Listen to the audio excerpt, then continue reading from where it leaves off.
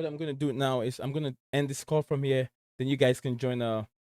Can Atomic Brew? Can you hear me?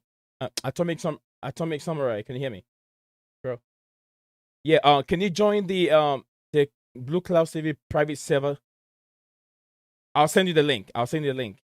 You can join it because I have to put you. I have to integrate this Discord to the OBS so I can do the streaming. So I'll send you the link and then you click on it. Then we can get it going. Okay. Yeah.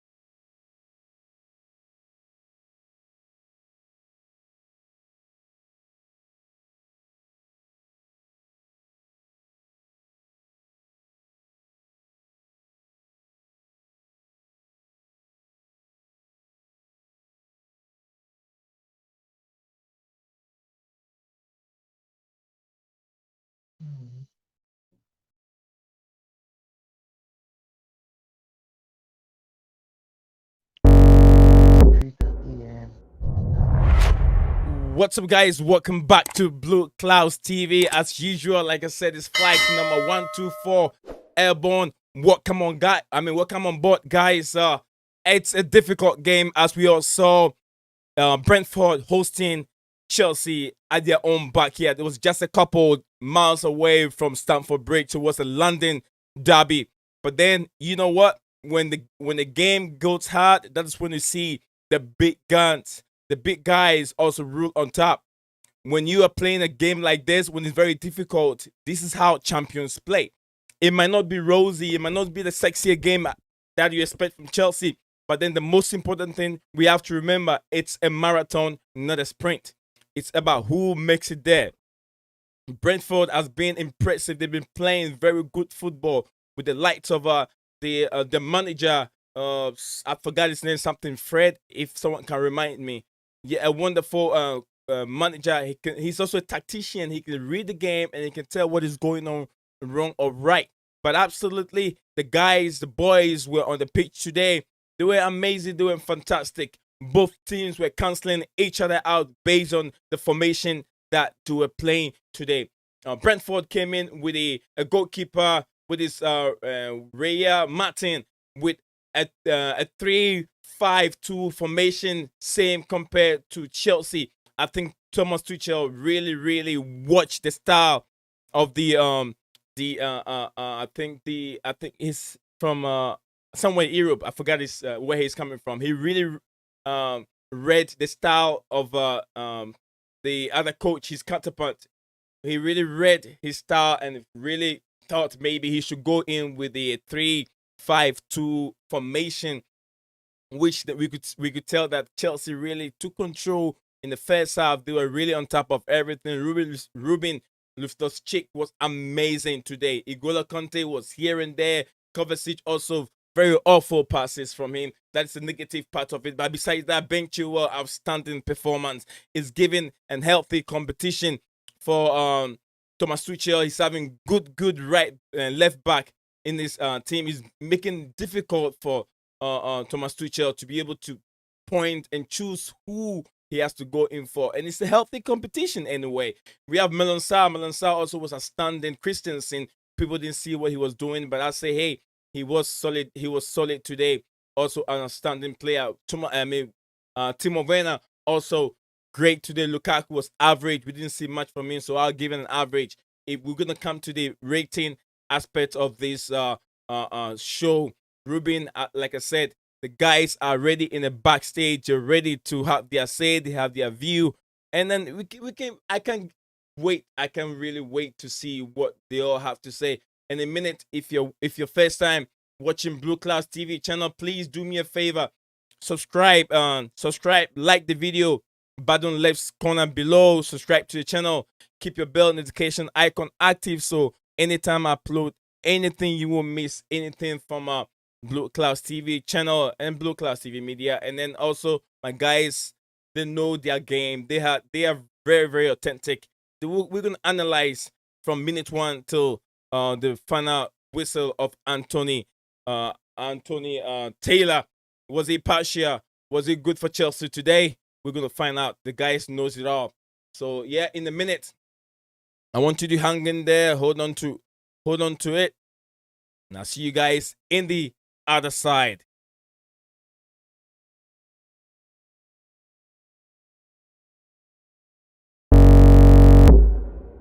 Back to Blue Clouds TV.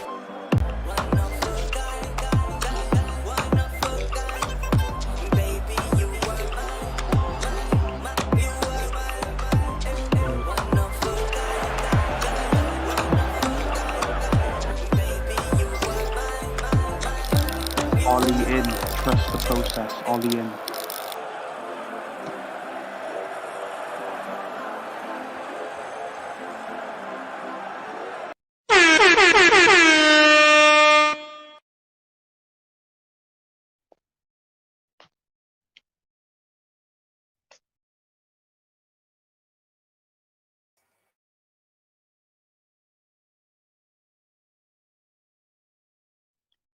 No. Hello, everybody. Welcome back to Blue Clouds TV again. As usual, we're back here. These guys in the backstage are ready. I'm gonna introduce all of them to you again one more time. Some of you know them, some of you don't. But then I'll still go ahead and let them introduce themselves to you, so you know who they are. So yeah, let's start from Jerome. What's up, Jerome? How's it going, man? What's up, man? I'm in a good mood because we won. I'm chilling, man. Great. That's Jerome for you. The next one will be Hamsmaster. What's your take? How you doing, brother? How you doing? Very well. Very happy. 3 points, top of the league. So up to Chelsea. Great. Steven, another brother is right there all the time. What's up, Steven? How you doing today? Good, man. What's better than a Chelsea win and the United flop? Okay, that's banter for you. And then last one will be one and only Scottish Gilmore. Scottish Gilmore, what's up? How you doing today, brother? Yeah, Daisy game. What a Daisy game. Oh my god. What a game. Is it like a got through? Yeah. Yeah. You're happy, aren't you? Marathon.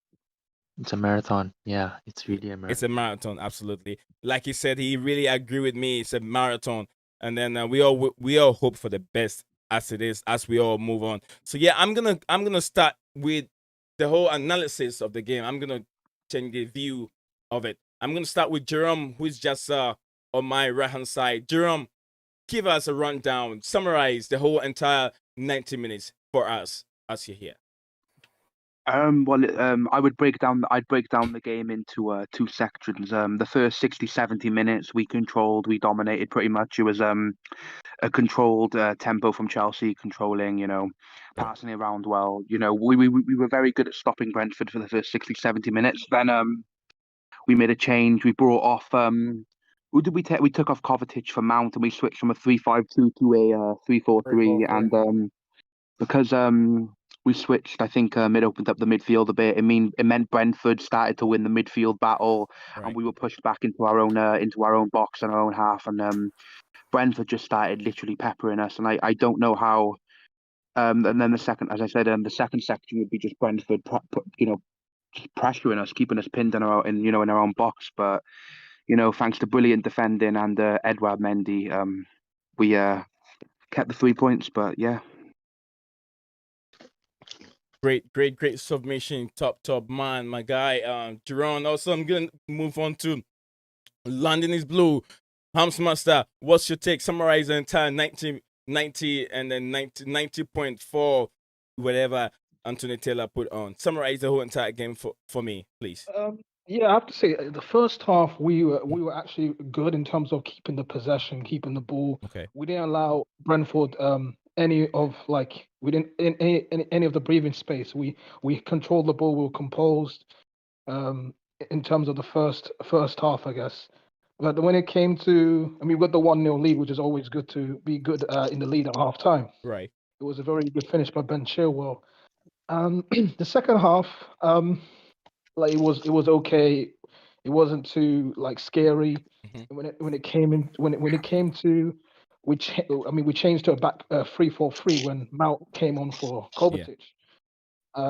Usually I wouldn't start with a 3-5-2, but I understand it because we had no choice because of the internationals from Jorginho and Kovacic and Kante just came back from Corona, so it's a risk to go to put them all three in the midfield. So yeah, and then at the later stages of the game, Brentford was going for our skins. They were going for us.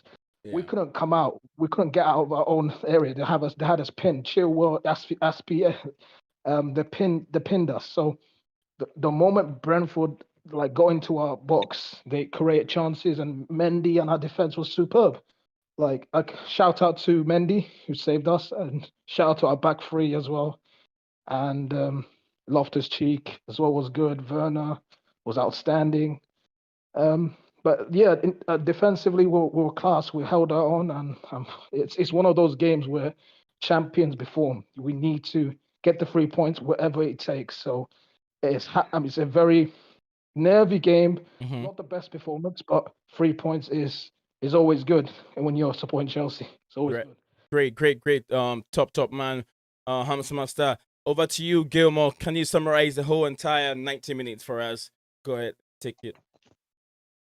Oh yeah, for the first half we lost possession. That's a positive of the first half lah, because I feel like they came on to us second half, because the first half they did nothing. They didn't come on. They sat back. They were just happy to reserve their energy. They didn't come on to us. They weren't like the City. They weren't like City who actually back then. Yeah, so I'm not getting excited about this win is because that it's Brentford, and surprisingly at home they didn't come out to attack. So second half we changed to 3-4-3. When I say we changed to a 3-4-3 for too late, it's just that Brentford, it was like second half we felt like losing 1-0 is not a big deal. Let's go for it. So their manager definitely had something to say, and Brentford just went for it because first half they did nothing to so basically we didn't take them on. First half we were playing within ourselves. We didn't take any risk. So nervy game because second half Brentford came out. They had energies, they shocked us. So Gilmore, overall, are you happy with the win or you're not? Yeah, just relieved. Okay. Relieved. All right. Yeah, relieved. Well, look, I understand you're entitled to your opinion, but this is what I'm gonna say. This is a very difficult game. This is a Brentford that went to Liverpool and then play a draw over there. Almighty Liverpool! Look how good they are. And then they beat Arsenal. This is a teams that are big gods in English football, English Premier League. And then they've stand toe to toe, and then even beat West Ham United. You are also playing very well, and you're not happy that you won 1-0. You're not happy. I feel like Okay. you're not giving Brentford the credit they deserve for how they've performed this season. Absolutely, that's what I feel too. But they've turned in. Yeah, what else do you think? Let's go to Jerome. Say something. What else do you have to say added to your submission? Not about the game. Brentford. About Brentford. I think Brentford are an outstanding team. They beat West Ham away from home before the international break. They beat West Ham away from home. That is a hard place to go. They won. Olympic Stadium. They beat Arsenal. London Stadium. They beat Arsenal 2-0. But more impressively, they drew at home. They played Liverpool at home, right? They draw 3-3, so in 3 goals against Liverpool, right? And also, they scored a fourth goal that was disallowed. So really, they could have beaten Liverpool, yeah. So Brentford are an outstanding team. They're brilliant. They're simply brilliant. So the fact that we, for about 70 minutes, made them look terrible. They were terrible. You know, we dominated, and then, Yeah. you know, we made a tactical change maybe a bit too late, and then they peppered us for about 20 minutes, and then we survived because of our, you know, the mentality and because of, you know, Mendy. Yeah. Mendy in the defense.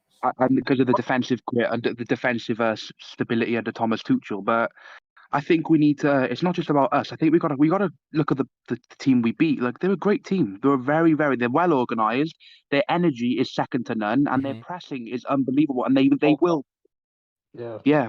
They're quality teams, good manager, good players. So let's credit ourselves, man. We do, and as you said about the marathon, it's Right. not a sprint, it's a marathon, and we got the 3 points. We're top of the league. Right. We're going to be top of the league for another week. We're keeping up. We're keeping the pace. We're setting the pace. We are in front of just City, Chelsea, Liverpool. Are the three teams who are going to be up there challenging for the league. We're just in front of them by a point. Let's see what happens, man. We won. Great. Another thing I could add is Absolutely. the- And now let's Is- let's move on to London is Blue, which is Ham's Mustard. But Wait, I tap thought you on. didn't have- Once we're done with this last submission, what I was doing, I'm gonna go around, and then we're gonna come up to a point where everybody have to chip in whatever he feel it went wrong in the game, and then we'll go from there. I swear you did, Hams. I really I did. did mine. I was gonna Yeah, say. we I was always- gonna Okay. say- Okay. I was gonna say a point where Brentford, like, they're a very good team. Okay.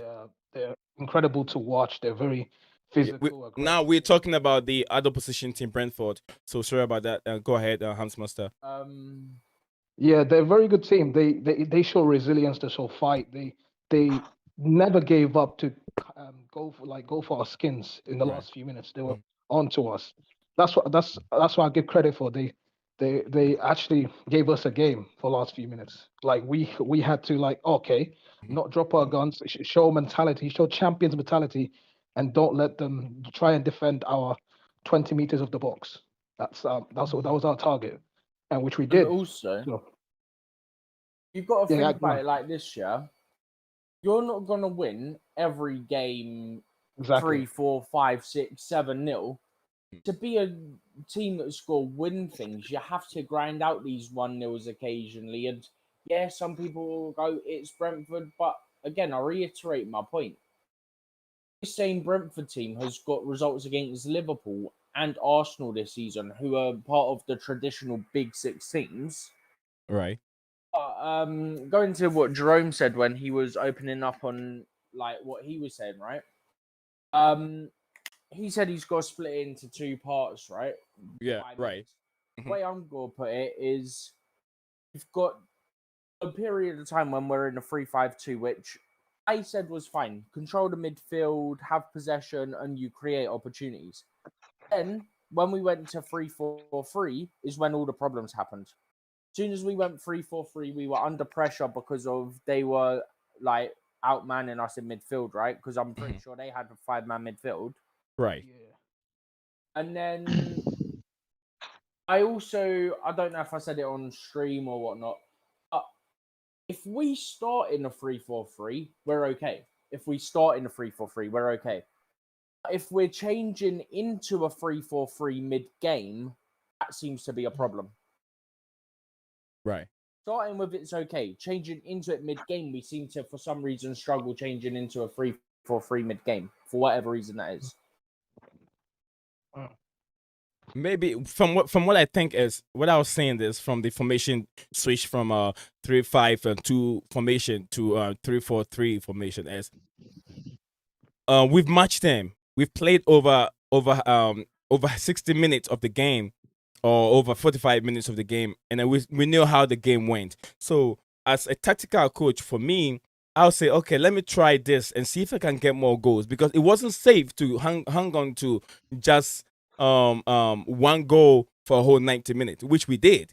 But it was very nervy moment, like you said, from the dying minutes of the game, about 20 minutes. It was it was so much pressure on Chelsea. As soon as we went to the 3 up top. Yeah, so with this, it gives an opportunity, give Tuchel a chance to also learn from this kind of games that, okay, when I meet them again, I have to go this way because I'm not going to change again. I have to keep what I'm doing. because when I move from 5 in the middle to 3 in the middle to I play against them, they will overload me in the midfield. I think that is what he taught right from the beginning of the game. That's why he set up the same way that they set up, so he can be able to match them in the midfield. But then after we changed from 3-4-3, we could realize that they are overcoming us. They overmatch us. The energy that they have was too much for us. So yeah, I think it's a credit to Thomas Frank or whatever they call him, Thomas Frank or Franks or whatever they call it. So yeah, now we're gonna move on to the player rating, guys. Let's get to the player rating. We will start with Edouard Mendy. I'll start from the bottom, which will be Scottish Gilmore. What do you rate Edouard Mendy? How do you? 8. 8. He saved us. Great. Last few minutes he saved us, especially. Yeah. 8. 8. Okay. And then back to Steven. Edouard Mendy. 9. 9. Saved us. Yeah, he well and truly saved that game for us at the end. Okay. How about you, Hamsmaster? I'll give him a 10. I'll give him a 10. I think he was. I don't think you can never give anyone a 10 though. I think we had You this can. conversation. You after can do the that last game. I because think it's definitely difficult to do there's that. mistakes. They're definitely going to do little mistakes. You can't. I know you're happy. I'll give him 10. Not 10, probably 9.5. There's always something like for Okay, example, 9.5, with Mendy, 9.5. his 9.5, is that distribution, fair? for example.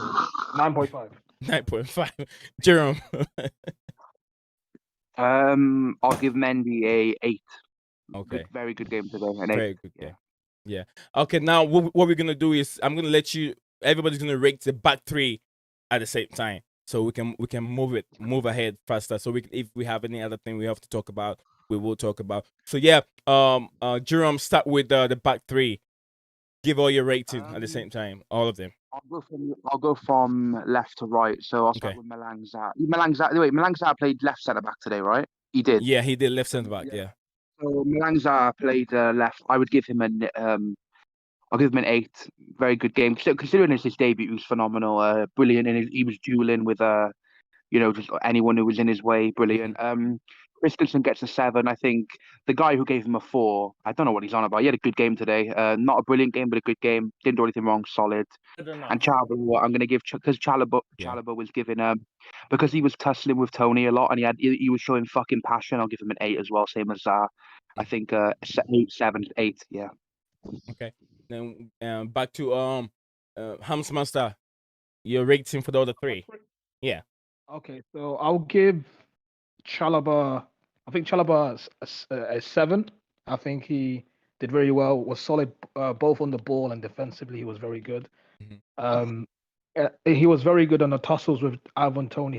He played an important role in Chilwell's goal after winning the ball back. So he was good. Christensen, I'll give him a 6. He controlled the backline well, and he did a good job. He was good. Battering with Tony, in my opinion. Malang Sarr, it's his debut. I'll give him a 8 as well. I think he was very good. He was composed. As for I would say his best performance was in the first half mainly, but he overall he was solid. He for a debut like that, I think he showed us like what can he do, what was his abilities. So yeah, I think that's what I think. Yep. All right, we'll move on to Steven. I'm gonna say Saw 8.5 maybe. Okay. Because I don't think he lost any of his duels, or maybe he lost like one. But I know for a fact at half time he hadn't lost a single one, and by half time he also had 3 interceptions. Then Christensen, I'll give a 7. He was solid. He was playing in a central position at the back 3 where he doesn't normally play. And given that typically our wide centre backs, our right and left centre backs tend to push forward, it means he has to do a lot of clearing up for them when they push forward. So I'll give him a 7. And then Chalobah, I'll give an 8 to him. I'll give an 8 to Chalobah. Okay. I think he was solid all round. I like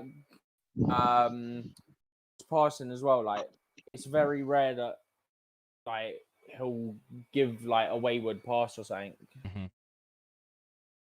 How about you, Gilmore? Solid game, 7.5. Chaloba, 8.5. As usual, right center back. That's his position. Nailed down. Christensen, 6. Yeah, on the Great. balance of 2 halves overall. Yeah, You first half give. was better because Mm-hmm. Go ahead. 6. Yeah, 6 overall. Yeah. 6. Okay. I don't think that's bad at all. I mean, 6. Yeah. It's not bad, but it means that he's bound average. He's over average in the game. Okay. So now we're gonna talk about the lapses, what we should have done better in the game, and then yeah, we're gonna talk about the no, we're not done with the ratings yet. So we're gonna go back to the midfield. Yeah, we haven't The done other, we the other haven't two. yet. Yep. Yeah. Yeah, We need to do the wing. We need to do the Yeah. wing backs, the midfield Yeah. 3, and the 2 strikers. yeah. So we're gonna take all 5 together. And I'm gonna start with Gilmore. You take it. You're gonna start with all 5, which the 5 main all Aspilicueta as left wing right wing back, Ruben Loftus-Cheek, Ruben playing as the just on the side in the midfield, and Igola Conte also, and then Kovacic, and then Ben Chilwell playing as left wing back. So take all 3 and then Okay. take them from there. Aspi 6.5. Like did nothing wrong. Had a very decent game overall. Yeah. Chilwell, because of his goal, I'll give him an 8. Yeah. So other than that, yeah, he gets a 7, but yeah, 8 because of his goal. Kovacic, yeah, in a 5. Come on, he's swamped out at 5 out of 10. Pity, but yeah, that's the truth. Loftus-Cheek 9. Like first half, oh man, I wish I can give him a 9.5 for me. Yeah, because he proved why we didn't miss Jorginho. So yeah, he's keeping up these performances, and yeah, he's keeping Jorginho out of the team for me. He has to start more. And Kante 7. He rarely gives less than a 7. Yeah. I agree with all your ratings, especially Ruben. Ruben deserve a 9 or 8.5, which is okay. Who else? You gave somebody a 9. Was it Aspilicueta? Oh no, you gave a Igola Conte a 9. A 7, sorry, a 7. 7. Yeah. Yeah, not bad. Man of Igola the match for Conte. me was Ruben. Yeah, Ruben was man of the match for me. Yeah. Right, Igola Conte did bait. He didn't bait. I mean, he's getting back. We know he was coming from injury, and then this is his first Yeah, game 7. at the age of 7. It's not bad for him. Yeah. So let's move Yeah. on to Hans Master. I'll give Aspilicueta a 6. He was pretty solid. One thing I have to say about Aspilicueta, I want him to get more involved in the attacks because Chilwell was getting more involved than him. Okay. But other than that, defensively, he was very composed, very good as usual, solid enough. So that's why I give him like a 6. Who else? Oh, sorry, Chilwell. I'll give him a 8, 8 or 7. I think 7 is reasonable. He was. I mean, he's got the goal. Defensively, he was decent. So yeah, I think an 8, 7 is fair for Chilwell. Ruben Loftus-Cheek, he was outstanding. I'll give him probably a 9. I'll give him a 9. I think he was very good in terms of keeping hold of the ball. He was very promising. But he showed some lovely touches, movement, ball in midfield, and so he was, in terms of that, he was very good. Kante, he was okay. I'll give him a 7. So he was decent. Like he grew into the game and he showed something like in terms of like Kante what he does, but I'll probably expect more runs from him. But he was good enough, I guess, good enough. And Culver, not the best. I'll probably give him possibly a 5. I think his final third was not good. His passing was off. Yeah. It's not what we want to see from Culver. It's just the final third from him. So yeah, 5 is a fair for cover. Okay.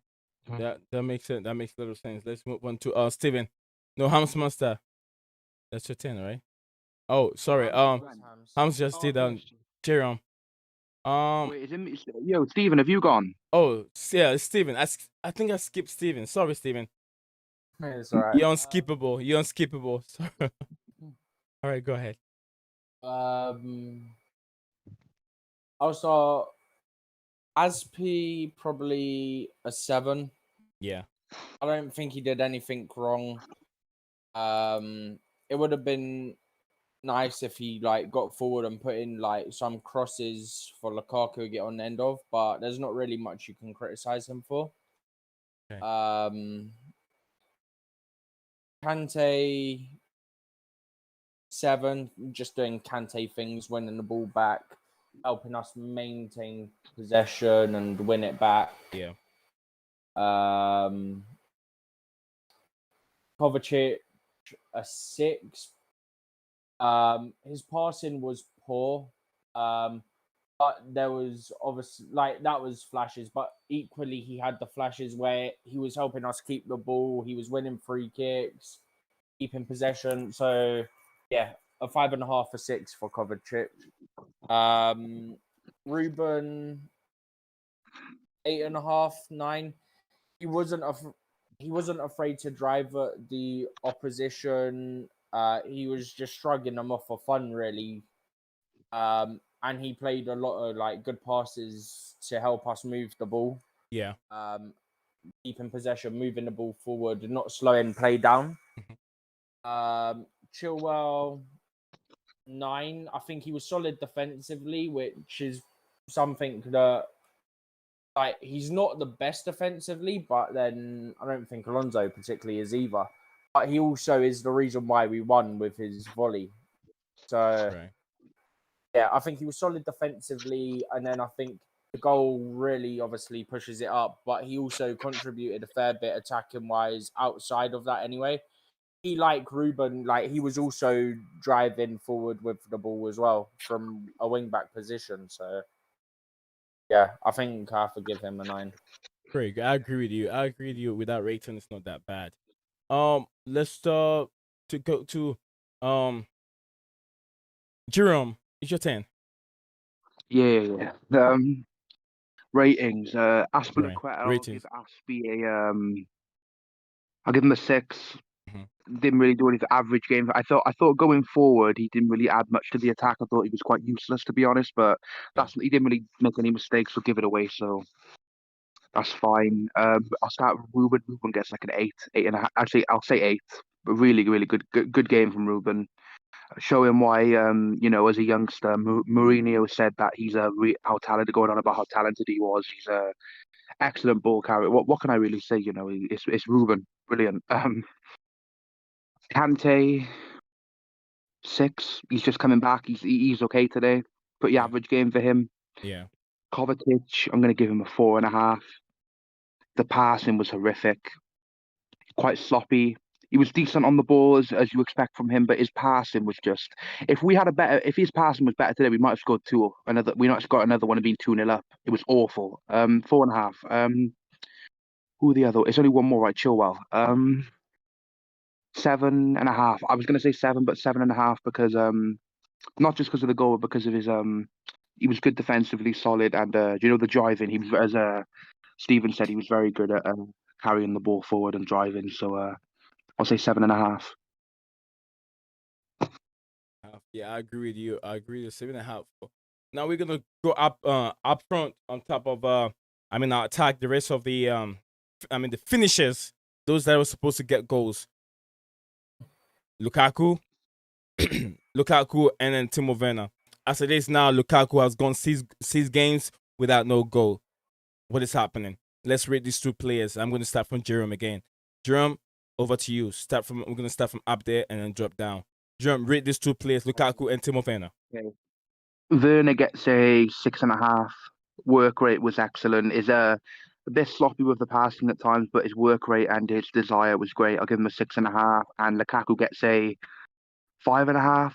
because that chance he missed, even though it was offside, I probably would have scored that. Like he should be burying that, even if it's offside. Like so 5.5, and then Mason Mount when he come on, I'll give him a 5.5, 5 because he didn't really. I can't really give him a rating because he didn't really get in the game. You know what I mean? Yeah. But I'll say 6 because he was average, but he was putting his body on the line and clearing it a few times. So I'll say 6. But yeah. Okay. Yeah. There you go. He gave him a 6 for. That's Werner, right? Or Lukaku? Werner gets a 6.5. Okay. Lukaku gets a 5.5, and Mount gets a 6. Yeah. Okay. So there you go. He's done it. He said it again. Let's go to Hamsmaster. Go for it. Your rating. Okay, for Timo Werner, I thought I'll give him a 6. I thought he was bright on the break. His final ball, like he was not the best. You know when he had the chance to even shoot it past the goalkeeper, but he passed it to Lukaku. Yeah. Maybe he should have done better with that. But he made some, like, his work rate is amazing. He showed some desire. He tried to get involved. So I thought he was decent. He wasn't too bad.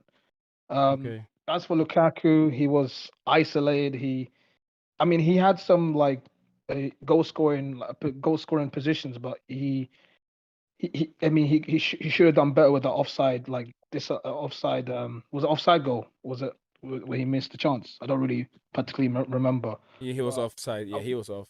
yeah, I think So I'll give him a 5, but also the lack of service that he's been getting. So yeah, he wasn't he was, let's say, isolated in the game. So I'll give him a 5.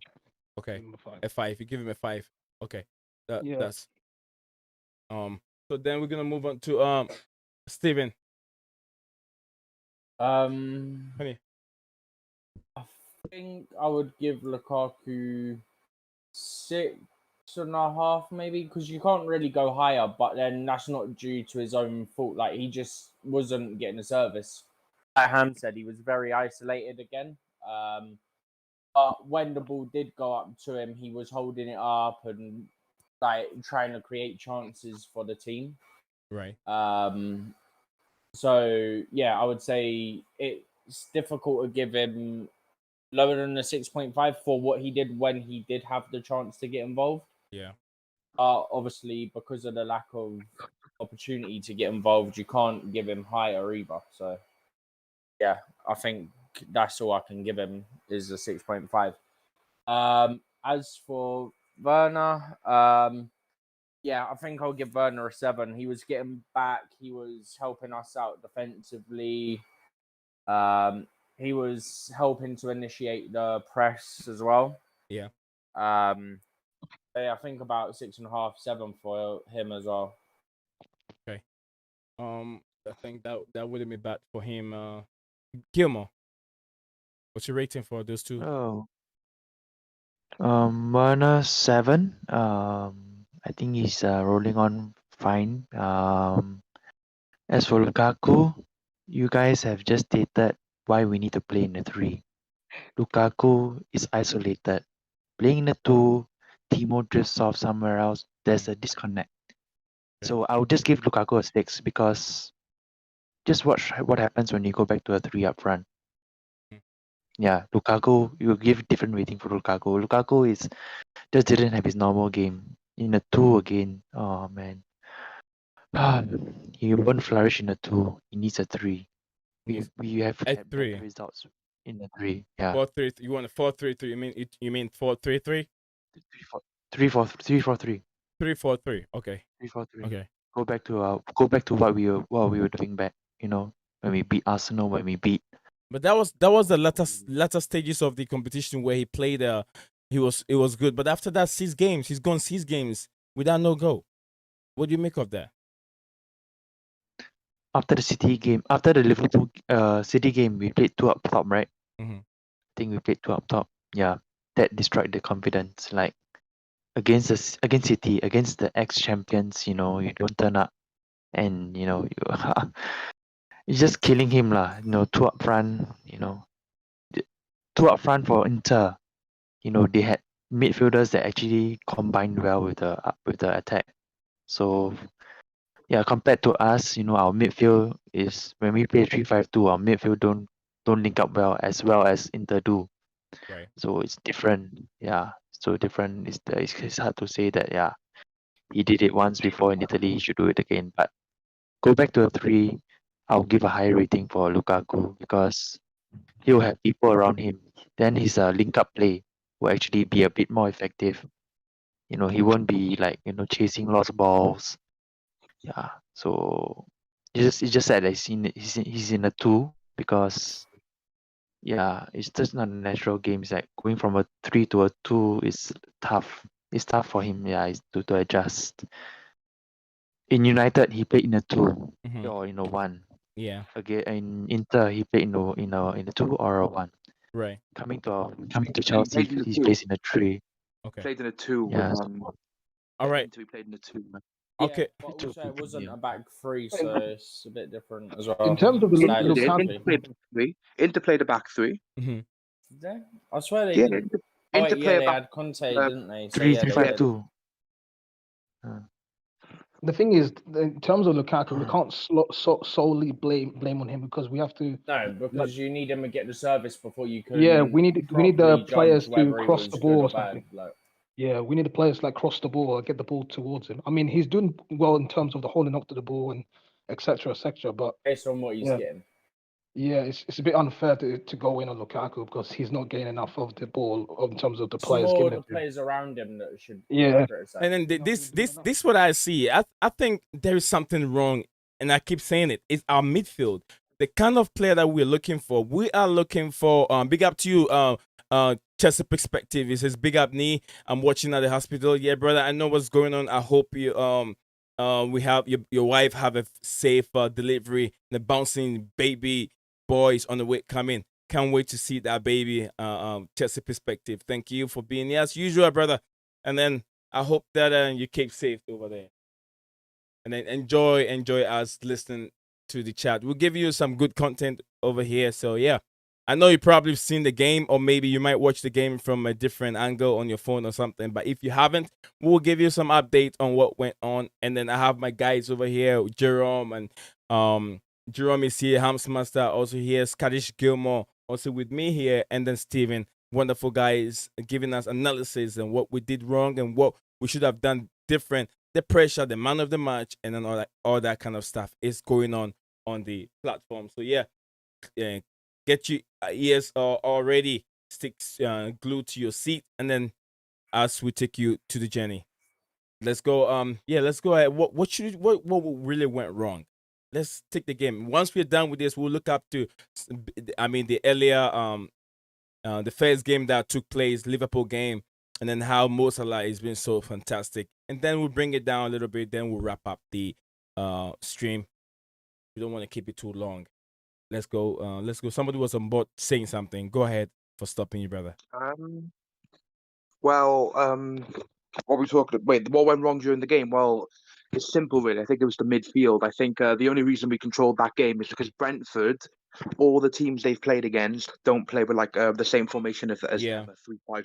As far as I'm aware, I think the fact we played a 3-5-2 and matched them up, they couldn't cope with it because they couldn't overwhelm the midfield with numbers, and they couldn't control the midfield battle and win it. So I think when we switched to a 3-4-3, the midfield just opened up and they had space, and then they just with the long balls and the throw-ins and the corners, it was just relentless. The midfield opened up, they had time and space. The midfielders pushed forward, and we were just pinned on our own box, and that's I can't really go into it too much. I think it's just the long balls, the throw-ins, the set pieces, the press, and obviously the switch from the 3-5-2 to the 3-4-3.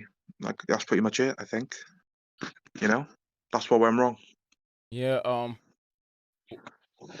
What else? You guys can chip in. This is a statement that everybody can just chip in. Chip in. Whatever you want to say. Yeah. I personally think a big part of it was the formation change. Because we were controlling possession and everything when we matched up with the 5-man midfield.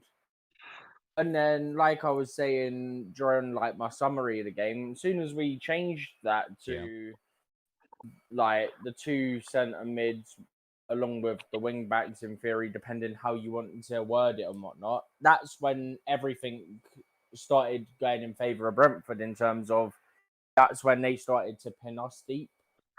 Because obviously before that we were pinning them deep because we had matched up with them and we just man for man have the better players, which goes without saying. Agreed. Yeah, I think it was the formation change mostly. Yeah, I think I agree with you. I think the formation that we should have kept the same formation, just put different personnel in this and keep the same formation. Yeah. Because once we move from there to the 3-4-3, right? Oh no, or three, yeah, Yeah. 3-4-3. 3-5-2 to a 3-4-3. Yeah, so then we were shortage in the midfield. That gave so much power to the young, brilliant, Brentford team to take control over the game. And I think the guys did well anyway. One way or the other, they did well. We have to give the credit to Brentford. They did very well. So yeah, Gilmore, take over. What do you think, Gilmore? Yeah, like you guys said, the moment we opened to 3-4-3, we opened up. I Mhm. understand we are going to invite pressure on. Yeah, they came on to us. They saw, oh, there's spaces opening up. If we had started with 3-4-3, we would also be pressured, but at least we would have chances on the counter. The thing is, the first half, Brentford were like, okay, after the first 10 minutes, they gave up. They were like, Right. okay, let you have the ball. Mhm. 60% possession. Right. Against West Ham, Brentford went out and attacked West Ham. That's why they led the first half. They had 9 shots, 3 on target. Against in this game, at home, and they're not attacking us. They gave Yeah, up but after 20 minutes. The only They gave up thing. after 20 minutes. surely part of that is like they're gonna go out and attack West Ham more than they're gonna go out and attack us in theory because they know that if they sit back periods against us, because we're a better team than West Ham, but at some point they go get possession back. That's just how it works. Right. Then when they get possession back, that's when they break. They don't have to always be on the attack like they were last 20 minutes when we opened up with a 3-4-3. Yeah. Yeah, Well, that's think basically what I'm getting at is that essentially they're not going to attack us as much. Like, yeah, they initially pressed a bit and then they dropped off and whatnot. No shit. Look at Jerome's thumbnail. It looks like Drogba dragging Arsenal down or something like that. I can't really. It's the GTA, the picture. What's his GTA name? The dog. Santa. I'll send it to the group for you all to have a look now. It's quite funny, you know. Okay. What I I can think say you've is, sent it before, but yeah, it's brilliant.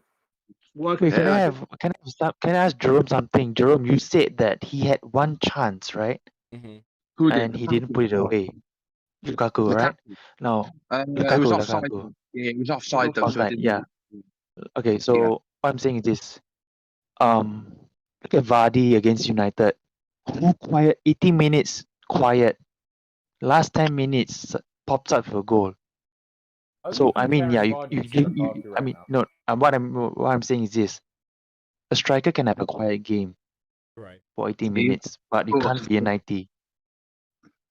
Like, what I mean is, how long are you gonna put up with this until you say, okay, He's on this Lukaku, argument again. maybe you need a rest? Look.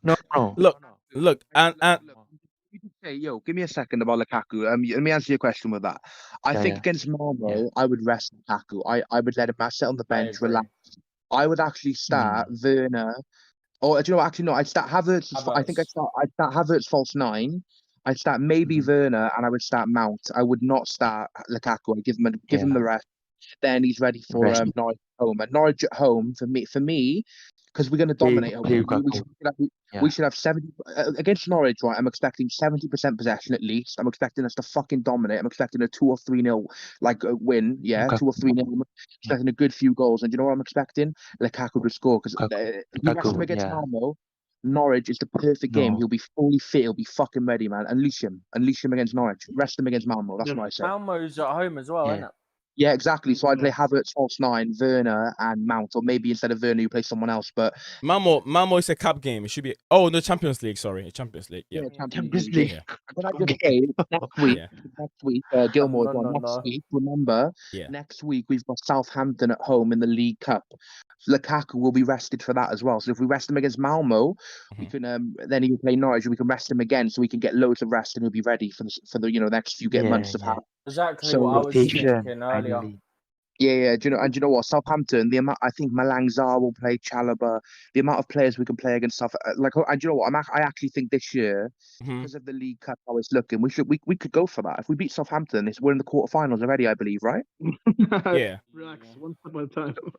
Yeah, I know. I'm just saying, but like, the League Cup, we might as well go for it. Even if we're not playing our best team. So we're on the up, man. Would you play I'm Mendy? positive. When I play Mendy, Would you no, play what? Mendy? I would play For Kepa. what? I'll play I would Kepa in the cup actually, games. do you know what? I'd actually Kepa in start. cup. What about the EFL I would, Cup when you say you know would you what? play Mendy? I would start Kepa. I would start. No. I would start Kepa on Wednesday against Malmo. I'd Oh, start. What? Yes. Yes, What? I'd start Kepa. Oh, I'd start Kepa because Mendy can have a nice rest as well. Rest that. Why start Kepa? I don't think Malmo are going to turn up and pepper us with shots. Kepa's got to get rested the following week anyway. Yeah, exactly. So Because you've got to said we start play Kepa. Kepa for that one. So Kepa what's the point? Malmo. Yeah. I would Yeah, not put Kepa in goal in the Champions League when we don't need to do it. yeah, of course. Exactly. Yeah, I get what you mean, but I don't know. I just think Malmo rest a few players. Kepa, I would rather risk in the not in the Champions League. I would rather risk Kepa in the League Cup because, okay, woo, League Cup, yay! I don't care if we go out.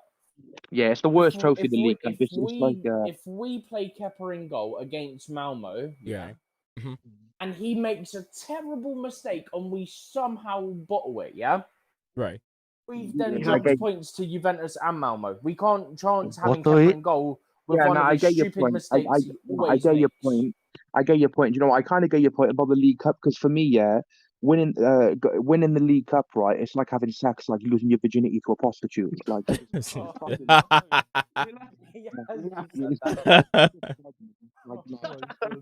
nah, it's pointless. So like, I get what you mean about the League Wait. Cup. If we go knocked out next week, I couldn't give a shit. I really don't care. All right, guys. Let me take this for a couple minutes. Let me acknowledge my brother here who's been very active. It looks like any version of the stream that we do, there's certain specific person that will stay on and chat. Earlier on, it was a Winra. Today, right now, this stream is Chelsea Perspective, who's been very, very busy in the chat today. He says, I think we will win the League Cup.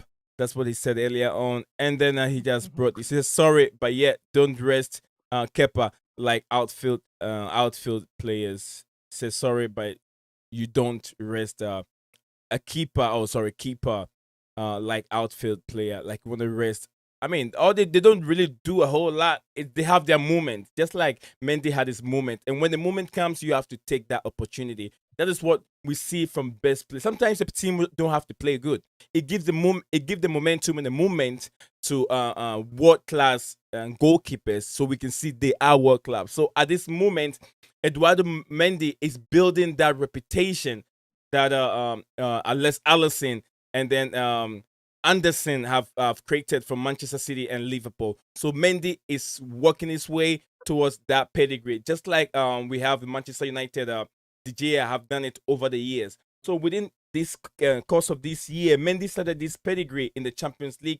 This strength from the Champions League that was last year, and he's still keeping up the same way, keeping clean sheet after clean sheet. So we're heading to that point. By January, we should be comparing Mendy to the likes of Allison and then the likes of Anderson at this moment. So yeah, we're getting to that momentum. Go ahead. I'm about to confuse you, potentially. Yeah. So you get more interactions on the stream. Okay. So just bear with Go me on. if you get confused. Okay. I won't. I'll try not to. I just chucked a comment in just so that you can get like one extra interaction in. Yeah, I mean, my guy in the chat in the comment section below will look at it and then comment on it. Sometimes that's how it goes. Yeah, it's all good. Mendy only rested League Cup and FA Cup for maybe So when are we gonna see our new guy, our third goalkeeper? What's his name? What's her name? Other than the only Bettinelli. time- Bettinelli. Yeah, Um, Bettinelli. The only potential time would be AFCON when Mendy's away. He becomes our second choice keeper. Right.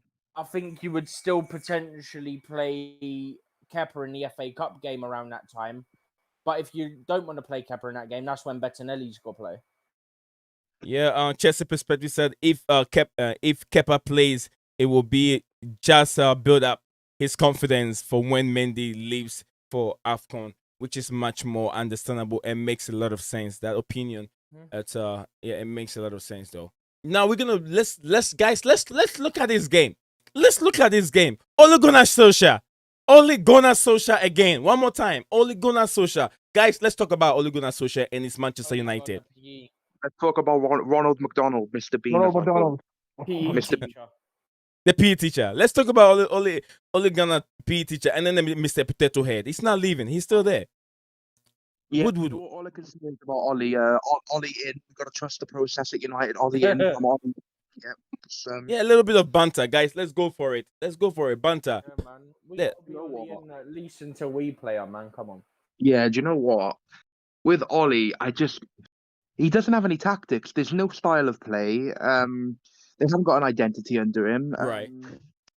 It's individual. It's Moments FC, individual brilliance FC. You know, Greenwood, he scored a brilliant goal today, and Rashford scored a decent goal. There's no build-up play. It's just lump it forward with a lucky pass or screamer from outside the box. Bruno Fernandes today, he took about fucking 50 shots from outside the box, and he's hitting so many. It's like someone made a bet with him. Oh, if you can hit that old lady in the crowd, then I'll give you a tenner. What the fuck? How many man? went out of the stadium for the crowd to search Oh this my week? god. It's like that Bruno penalty against Villa. I swear he was trying to bloody get it on the road and smash up that window or something. I don't know what he was doing. It's just, I don't know. He's having a competition with himself. How far can I clear each stadium I'm playing? Yeah, exactly. It's just Ronaldo today. He was missing. He decided Pinaldo ghosting again. Just it's embarrassing. You saw what I sent in the ministry server, innit? I put it to you guys. Yeah, cry more. That Aaron Wan-Bissaka, that United fan. They've lost four. This is United fans for you, right? They've just got battered by Leicester, right? 4-2. They've got fucking embarrassed. Yeah, they could have lost fucking 8-2, like if it weren't for De Gea, right? And then we beat Brentford away from home, a good team, and they come in our chat trying to troll. These United. This is why I want United to get. I fucking hate them. Like I start to feel bad for them. Yeah. Then I go and see them behaving like that, and I'm glad they lose. I want them to lose 10 games in a row. I fucking hate United, man. I just god. Yeah. You hate United, but you want Liverpool to beat them. You hate United, but you want Liverpool to beat them. I hate United. I hate United more. I hate United more than I hate Liverpool, man. I hate United more than I hate Liverpool. Come on. I prefer Liverpool to United. You might like this one. I put in the United chat. I put Sancho and Ronaldo missing. If you have any information, contact Manchester United and the police. Yeah, exactly, man. We need to stick posters all over Manchester. Jaden Flopcho, Jaden Bumcho. He's not even 007 anymore. He's not even James Bond. He's gone 10 games. 10 games now. It's 10, not even 7. He's outdoing James Bond. He's not even 007. 010. Guys, what do you guys make of these over there? If you're phone, there's a comment in the chat session. It says Soja. I would like Soja. Says Soja need the time building a team isn't easy. Give the guy a 10-year contract. he make it sound like a soldier. Yeah, it's like a soldier. yeah. He's been funny over there. Chelsea perspectives. Soldier need the time to build up. Yeah. Hey, no. We don't just keep him in until after we've played them this time. Yeah. Yeah, do you know what until the end of the season, in case we're still in the title race, we play them second last game of season. Yeah. And if it goes that far and we're still in it, we can win the league against United whilst he's manager. Do you know what? Give him a lifetime contract. I say give him a lifetime contract. Did you know when he dies and when it's his funeral, right? Then they can sack him at his funeral. Give him a lifetime contract. That's right. That got morbid really quickly. No, literally. You know what? And you know what? Can we talk about Liverpool for a sec? They beat Watford 5-0. Yeah. Go ahead. We'll talk more Salah. Yeah. You know what? Ranieri's going to be saying in the dressing room? Dilly ding, dilly dong. Dilly ding, dilly dong, man. Yeah, literally, it's just Mo Salah, man. That guy. It wouldn't surprise me if he broke Maguire's legs next week. It's just. Oh Wouldn't my you agree? God. Wouldn't you agree Oh that wait, yeah, Watford that's let them next week, play? isn't it? What did you say, Gilmon? What did you say, Gilmon? Gilmon, what did you say? Well, wouldn't you Gilmore, agree? what Well, did you say? guys, we're getting too carried away. Watford let them play. Oh yeah, Watford was Watford shit. did That's not the live. Watford are Yeah, worse than Norwich. Norwich yeah. are better than what they're the worst team in the. That is literally the worst performance I've seen from a Premier League team. The stat is Yeah. just, it was embarrassing. Danny Rose, I think you could have put a bin like a proper like just a trash can, yeah. Yeah. Left back, and it would have done a better job. I've never seen such a bad performance from a fullback. I just couldn't believe what I was seeing. Danny Rose is just Yeah. I think we'll say Danny Rose is done. He's done. He's just done. Oh, The thing is, he's been done. Liverpool were just too good in the He game. was done when he So was at And Watford were Cash, just United. man. getting And battered. literally, No, and United. He was at Tottenham, is what I meant. Oh man. And Yeah. you know what? You know do you know what? You know your club's finished when Musa Sissoko was your best player. The best player Watford had was And fucking Musa captain, and Sissoko. they only signed him from Tottenham this summer. That's I know, embarrassing. and he's their captain. Liverpool could have Sign been him. down to 10 Yeah, men did and you still see him win the game. wearing captain's armband? It's not as bad as having that fridge as your captain, though. Maguire's Man United captain, the fridge. Like how it's embarrassing. Man United haven't had a good captain since Roy I have to Keane. say something about Man United. Guys, did you see what I just created and put it in the post? I mean, What, sorry, in the group. About Lukaku. Yeah, I just created that whilst we're here. I just did that right away. Oh. And then posted that. Yeah, Lukaku 6 games, no goals, EPL. Boom. Mm. Are we supposed to be concerned? I'm not. I'm not, because we're not giving him chances. It's like I don't know. I feel like it's like telling me. It's like saying to me, "Yo, you need to go knock out Tyson Fury." I'm not gonna knock out Tyson Fury. No. You know, it's not gonna happen. If you tell Lukaku to score goals when you're not Right. giving him the ball or giving him chances, it's ridiculous. Like it's not his fault. It's the midfield, and it's you know, Mason Mount and Havertz when they were playing behind him against Liverpool. The passing from Mount and Havertz when we were playing a front three was fucking awful. shocking. Right. You Right. cannot blame Lukaku. Like he's on his own. He's literally been on his own. And do you know what? Even in the Zenit game and the Villa game, he won them. But without him, we wouldn't have won either of them games. So do you know what? I don't care. Fair play to him. He won us them games, and I don't blame Lukaku. And give it time. We create the chances like we did Yeah. last season. And Mhm. I'm not worried yet. I'm not worried yet at all. Not yet. No, there's nothing to Okay. worry about yet. I don't think. Yeah, in my opinion, anyway. Dilly da. Fresh, basically.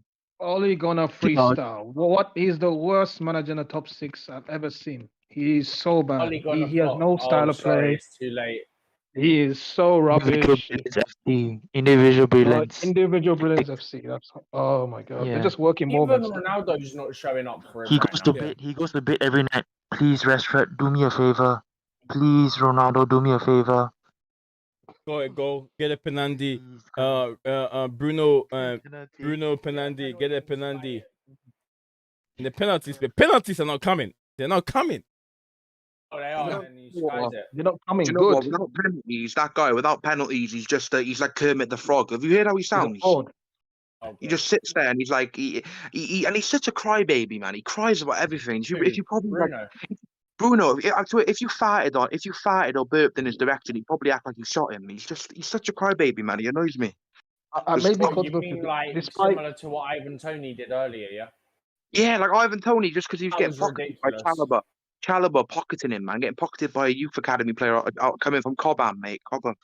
There you go. I get Bruno Fernandes like saved Man United for like they got like top 3, right? When without Bruno He when really before Bruno saved Fernandes their came. arse last season Yeah. at times. Like, But Yeah. I don't think he's Now he that can. old out of a good player. I don't think he's all that. I don't think He Bruno's can't. all that. He can't now, though. He can't save him now. The only person who can save Man United is Zinedine Zidane. They got to get Dilly done. Zidane. What Conte? Zinedine Zidane. No, not Conte. I think they get Zidane. And I think Zidane. I think Zidane. Yeah. Zinedine Zidane. Let's be Gotta get let's him be in. honest. They made a mistake. They should have signed a DM, but they got Ronaldo instead. Oh. You got to I get know, him. I know, but sometimes I they mean, got the I would still individual. take Ronaldo over Sancho at this moment in time. Yeah, At of course. least Now, Jadon Ronaldo has Bumcho, you know Jadon contributed. Bumcho, right? He got to Jadon Bumcho got a goal against Andorra or an assist, right? And then United fans were acting like he won the Ballon d'Or. Bigging him up, innit? Jaden Yeah, what? they were like, oh my, And Jaden he Bancho. got Literally, that's his massive level. His So, level is against his level, right? Is Damn. against Andorran plumbers, against plumbers from Eastern Europe. That's Sancho's Right. level. What? Why do Manchester United sign players that they don't really have an impact in their style of play? I don't know why. they're God. like getting to levels of Banter FC. By Banter FC, I mean like Tottenham and Arsenal. Guys, do you know what the population of Andorra is? Do you know the country he got an assist off against last week It's for England? slow as shit. 77,000. Small as shit, rather. 77,000. There's more people, yeah, Yeah. in 1% of probably like 1 or 2% of London than in that whole country, right? And Sancho got an assist against them, and United fans are acting like he won the Ballon. It's embarrassing. Man United He fans did win the say Ballon like, d'Or. Did oh, you not see it? Oh, yeah. Jesus. Did you Man not United see fans say, oh, him we pick need a up the Ballon DM d'Or? or like, oh. United fans are just, yeah, United are turning fans Arsenal. are They're turning, like you know, Arsenal. just Do trolling you know, themselves at you know this if Arsenal win? If Arsenal win their game Monday night, they're only 1 point behind United. No way. 1 point. It's 1 No, point. Yeah, no, no, that's no, funny. no. That You is know, ridiculous. if Arsenal win, they're 1 point behind United. 1 point. Arsenal That's- could if Liverpool beat United next week and Arsenal win the next 2 games, Arsenal go above Man United, mate. Arsenal are going to be above United. Oh what I my don't God. get is why does And they like want to banter us when they lost 4-2 as it is. Imagine Literally, if that what- happens. Arsenal fans, like the Arsenal fans are going to go for United, man, because United was saying you're going to get relegated and stuff. Arsenal fans are going after you. You know, they're going after you. I'm telling you like- now, yeah. If that happens and Arsenal overtake them, I'm going to call a 24-hour truce with all Arsenal fans I know, just so we all banter United. Yeah, we got to Yeah. bully United. It's time to unite and bully United, fuckers. I don't get like with Unite United, they say I guess you could say it's time to unite against United. London must unite, right, with Liverpool and Man City and just be United, man, because they're just so shit. like, Man I City, don't get there's levels to this, man. Man City, Liverpool, and Chelsea are going to be fighting for titles, man. Man United are going to be, you know, Rebuilding. No, they're gonna rebuild. Yeah, but then Chelsea. It's funny because Chelsea and United, right? They're both teams who dominated in the 2000s and early 2010s, right? We both should be at the same stage. The big difference is United are run like a fucking joke and their manager's shit. If United had a good manager and they would run better, United and Chelsea should be in around the same place right now. Right. The fact we are so far ahead of them is a joke. It shows how bad of a club they are in terms of how they run, the board, just everything. That club is rotten. Think about it like this, yeah. Let me put it to you like this, yeah, and this extends on your point. Based on the youth players we had, so Mason Mount, Chalobah, all like Reece James, all these, yeah, based off them getting game time under Lampard because of the transfer ban, that showed the hierarchy that we've got young players that can do what they need, yeah. Therefore, you don't need to always go out and buy these players for 40, 50, 60 million from other nations to come in, right? So based on the youth players that have come in and been brilliant for us and the players we signed last summer, we've basically completed a whole rebuild in like 3 transfer windows. Yeah, exactly. That's the thing. United, you know, when we had our transfer ban, United spent like 150 million. United should be ahead of us right now. United should be. Then the best bit is, I'm just going to add on to it, and then I didn't mean to cut you off, but No, it's fine, bro. Go ahead. This is like just we're chipping in. Go ahead, man. Yeah, you know, everyone goes, "Oh, you spent 220 million, right?" But the the whole thing is, we sold players that combined to about 170 million. So in theory, we only spent about 40, 50 million on players in theory, based on And that's the thing. People are going for us. Incomings were on transfers. I've 100%. explained the whole nearly had to go onto a whole nother thing. You know, you got a word limit on Discord. Yeah, no, 100%. I agree with you. People are so slow to understand that we're rival fans of how we managed it and criticizing us. Yeah, I went, look, City have spent this amount. Chelsea spent this amount, but we sold this amount, and we had a transfer ban before that, which therefore gives us further leeway in FFP anyway. Exactly, and it took me nearly into having to do a whole new Discord message because of the word count. Do you know Man United, by the way, under Ole Gunnar Solskjaer, they have Yeah. spent over 400 million. And Ole they've has had gone to one major final and they lost it. Exactly. And They that was the Oh, literally. guys, one question for you. How much did they pay for Sancho? My guy in the chat wants to know. 73 million. 73 million, I believe. 73 million Chelsea perspective Sancho. And then let me see what he says. He said the fact it says that the fact is it doesn't matter who manage United, they are lacking in the midfield area. Plus they have ball playing defenders, not good, not really good defenders. As I think that's what he wants to say. They have a No. He's 100% spot on. Lindelof he can pass the ball quite well with his long balls, but then he can't fucking tackle. He can't defend. So it's ridiculous. Maguire's just crap. The Man United got no spine. Lindelof, they have no spine. Varane's overrated. Varane got carried by Ramos for years, and now he's getting exposed. Maguire's shit, Lindelof shit, McTominay shit, Fred is shit, the midfield is shit. There's no spine, no midfield. Ronaldo is about 40 years old. Yeah, Ronaldo is about 40. Ronaldo's going to be a granddad soon. He's part of the spine. He's fucking finished. He's fucked. Cavani's going to go back to South America and do his thing. Martial's just shit. Rashford can't carry the Ballon d'Or. They got no spine. Man United got no spine. Their strikers are going to be retiring or leaving in the next year or two. No midfield. Pogba wants to leave. No, they have no centre backs, right? They have no spine. And De Gea is about 30. They still need to. They've spent 400 million, yet their team is not. It's like Arsenal, except Arsenal are buying young players. They might improve. United have got old men. Half their players are going to be granddads in 2 years' time. It's just it's unbelievable. That is true. Yeah. You know what the funny thing is, you're saying that Pogba wants to leave, yeah? Yet United fans have you believe it's the club want him to leave. No. The club can't get him to stay. The club are begging him, saying, "Please don't leave." No, I'm saying United fans will twist it so that they try to make you think that actually the club want him out. Like, no, we're not mugs like you lot. Yeah, no, they want him. Pogba will probably walk out for free. Him and Mbappe will probably go Real Madrid. It wouldn't surprise me if or Pogba goes to you. He'll leave. It wouldn't surprise me. Man United, I don't know what they got. They first start right. They got to sack Oli. For me, if I was in charge of United and I could do whatever I want to the club, I would get rid of him. I'd sack Oli. That's the first order of business. Yeah, sack Oli and get Zidane in, right? For me, it's got to be because Zidane will fucking rip if Bruno starts trying to cry over a penalty, he'll fucking rip his head off. You need someone like Zidane to get into the players, and also He Zidane won't rip his head off. He'll headbutt him. Yeah, exactly. Right. Get Zidane in.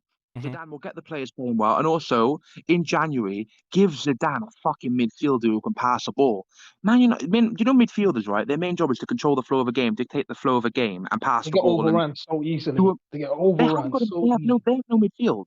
How can you have no midfielders? I don't understand this. So they need to go in January. They've got to spend about 40-50 million on a proper midfielder. Like for example, Thomas Partey. I know we hate Arsenal, but he's probably an all-round midfielder, right? He's a proper box-to-box. United need a player like that. They need a proper midfielder, a proper. Tuchel is decent. Seems good. Tuchel, I don't really know. He's too young. He's very inexperienced. You can Tuchel will not move Manchester United forward right away. He's not a player that can come in and then be able to hit the ground running. He has to adjust to the style of the Premier League. It will be just like buying what's his name, Bakayoko.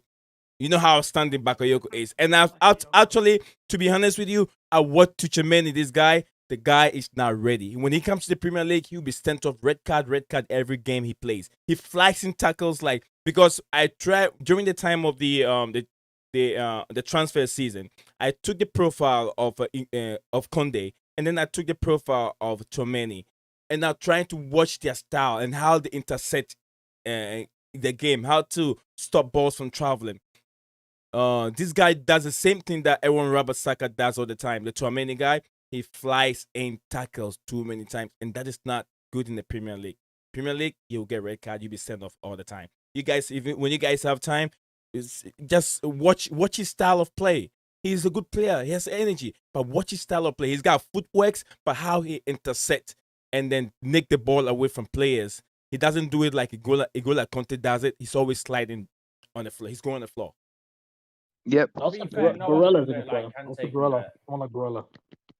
Barella's more, yeah, but Barella is not a defensive midfielder. He's more of like a more advanced midfielder. I don't think Barella I is mean, gonna. you said they don't have like progressive midfielders. Yeah, you Tommy know, and but Fred. what Man United need is really they need two midfielders. They need a midfielder who's more advanced and who can, be creative. But they also need a proper DM, like a player who's gonna sit back, not completely. Maybe they need like a proper, all rounder, but a player who's gonna sit there, pass. He's gonna like they need a midfielder, right, who could defend, tackle, win the ball back, and also take the ball out from the back four and distribute a conductor. Like he'll take the ball from the back four and distribute it properly and like Maybe get like it to the forward. Ndidi. Maybe Ndidi. Like maybe like an Indeed, yeah, or like someone like I don't really what I've seen when Indeed he's played, he's been really good, but I haven't watched much of him. So they just need like a Also, 100%. Yeah. Go on, Stephen. Go on. this is off topic. So guys, look in the chat. We've got the Mendy one that Nazan just sent. It's actually sick.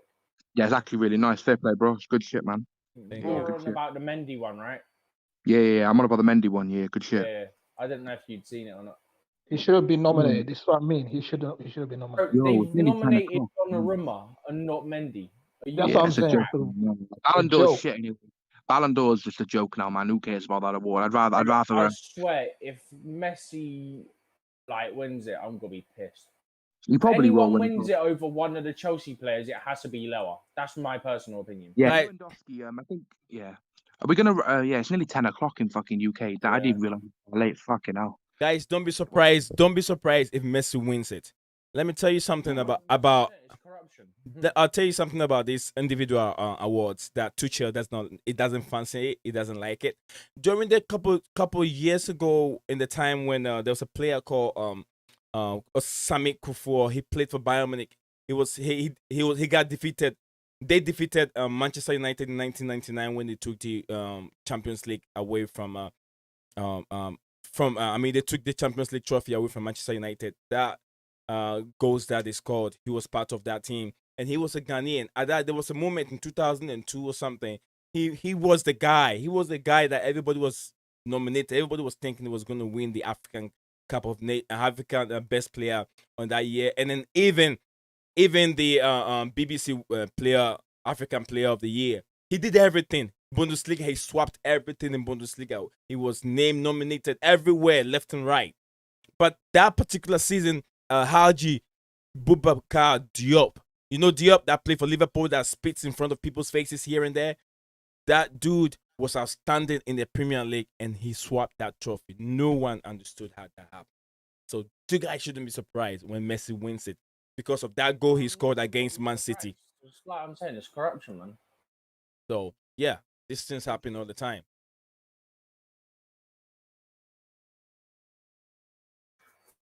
So yeah, guys, it's been fun. It's been wonderful here. We've been streaming for over an hour. I wish I could continue for more than 3 hours, but I don't think people will even watch it. But then right from beginning of the introduction of this stream, it's been very, very interactive. People have loved it. They have been the chat section too has been very, very great. It says a great point. They need a proper DM to help protect their defense. Absolutely. They need someone like Igola Conte. They need someone like Ndidi. They also need someone like Abdoulaye Doucouré. These guys will fix the problem that Manchester United need. Because why am I saying this? Because you don't expect what's his name? What's his name? The French player, the midfielder French player, Paul Pogba. You don't know. You don't expect Paul Pogba to be able to do all that donkey job in the pitch. Paul Pogba can do it, and Paul Pogba partner Matic. Matic have lost all his legs. He's out of pace. Matic has to play. He's a guy that can hold on to the ball and distribute passes. Pogba also don't have that speed. He doesn't have pace. He can run. He's not a pace runner. He can run around the pitch all the time. He'll be tired. So he has the same pace as what's his name? Matic. So those guys cannot do the dog job in that midfield. So it's better either they partner Pogba and then what's his name, McTominay, or Pogba and then Matic. sorry, Matic, and then McTominay. One of these guys, because McTominay has the energy to run around and do the donkey job, but yet he hasn't got the brain to move the ball forward. So that's what they're lacking. Yeah, he ain't got a brain to move the ball forward. So that's what they need in their team right now. Guys, somebody can take over. I don't think that's much bad. Yeah, so yeah, I'll say thank you guys for watching, being part of the stream today. It's been wonderful. Newcastle is we're waiting for Newcastle and Tottenham, which will be tomorrow. And then Monday, I think Arsenal we're playing on Monday, guys. Arsenal and Palace will also be coming. And then we'll be streaming.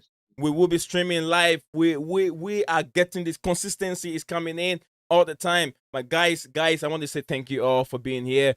Bill Gilman, Scottish Gilmore, wherever you are, I want to say thank you.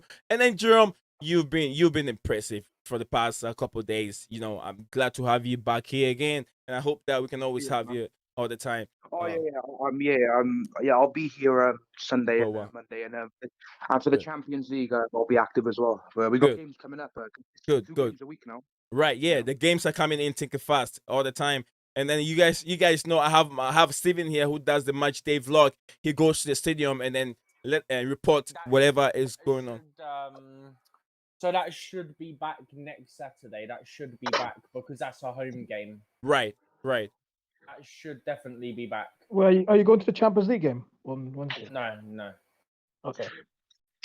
So yeah, the only Champions League game I wanted to get to was the Juve one, but I've not been able, for some reason, I was unable to get my seat. So okay. Anyway, I'm gonna go and help my old man wants a bit of help with something, so I'm gonna go help my old man out. Then I'm gonna watch YouTube, like maybe watch The Terrace and go sleep. So I'll catch you up tomorrow. Come on, Newcastle. All right, guys. Thank you very much for being here, and I want to say thank you guys again for viewing and listening. If you watch this video later on, don't forget to subscribe, like the video, share the video also, and on any platform that you found yourself. You help the channel grow. As we keep growing, we're getting close to 1,000, over 1,000 to 2,000, and we want you to be part of the journey. Blue Clouds TV is here to stay. Blue Clouds TV brings you all the content. You don't have to be worried. You don't have to be an American to subscribe. You London guy, UK guy, be part of us. Be just if you love Chelsea. Thank you for the win. Tuchel and your sons. We'll see you guys in the next video.